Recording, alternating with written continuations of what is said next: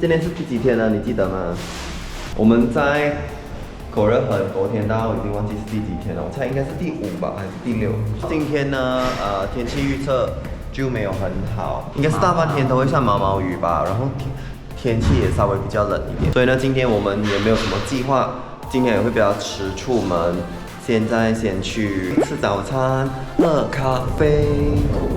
在韩国的第6天，我们打算去探索首尔最具活力的地区之一——弘大区。看着雨下了一个早上，我们只好在绵绵细雨中浪漫地走去邻近的早餐店。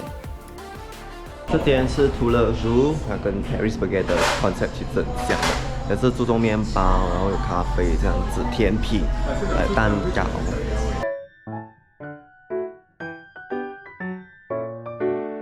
哇，它的 toast 油亮。来弘大一定不能错过这一区的美食。这里有各种各样的美食选择，从传统的韩国小吃到国际美食，应有尽有。吃了早餐后，我们就先来到这个连续6年登上米其林推荐餐厅的乌桐食，吃它的猪肉汤饭。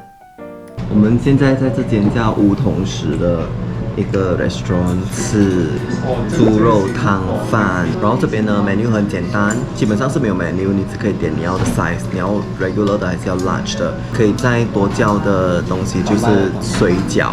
现在要开餐喽。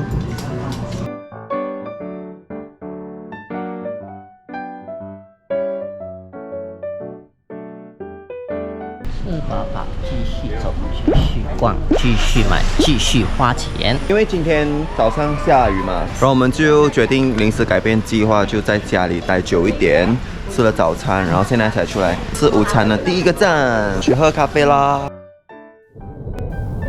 弘大区的咖啡文化非常盛行，吸引了许多咖啡爱好者和游客前来品尝和体验。这边拥有许多独特的咖啡店和咖啡馆。花点时间游走在这边的大街小巷，你一定能找到你喜欢并享受的咖啡。单走一个不到10分钟的路程，我就看到至少有5间的咖啡了。哇，这个是 live 的 reaction。我刚刚在跟你们讲话的同时，那扑鼻而来的咖啡香直接把我弄醒。我现在还可以嗅到咖啡香。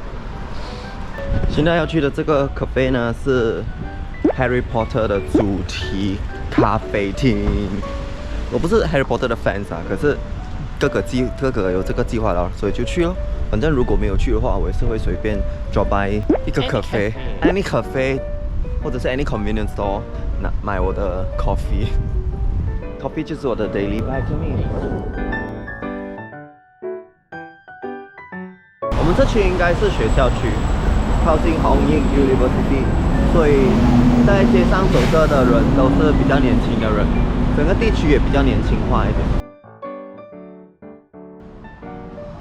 好像没有，冷到我们在刚才我们讲话好像有演。啊，就是这间943 Kings Cross Cafe。这个哈利波特咖啡厅是一栋6层楼高的奇幻风格咖啡厅，每一层楼都有不一样的主题，而且高度还原了哈利波特的场景，非常适合前来打卡拍照。如果你是哈利波特的影迷，就更不能错过了。在4楼呢，还可以免费穿哈利波特的服装拍照，边喝咖啡吃甜点，来一场不一样的体验。来到弘大区，千万不能错过这里的潮流服饰。弘大区就是凭着它的时尚和年轻的氛围而出名。在这里的街道上，你可以找到许多时尚精品店和潮流服饰店，有国内品牌，也有国际知名的专卖店，提供各种风格和价位的服饰选择，绝对可以满足不同人群的购物需求。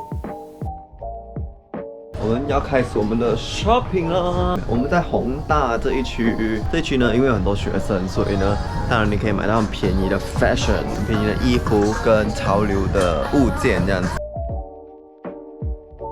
近年来，我发现我自己越来越喜欢来韩国这边买衣服，原因是这里的款式新颖好看，价钱公道，普遍质量都还不错 ，CP 值满满。每次回来首尔，我都会来血拼一下。买到我们的第一个战利品了。买到一个环保袋。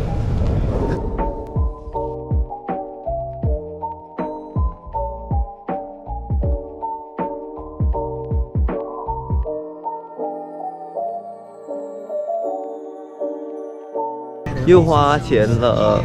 我在这间呢买了4件，2件衣服2件裤，就花了差不多新币100，不会算很便宜啦。可是因为我喜欢那个款式，有时候你找不到心头好，你就不能太在意那个价钱。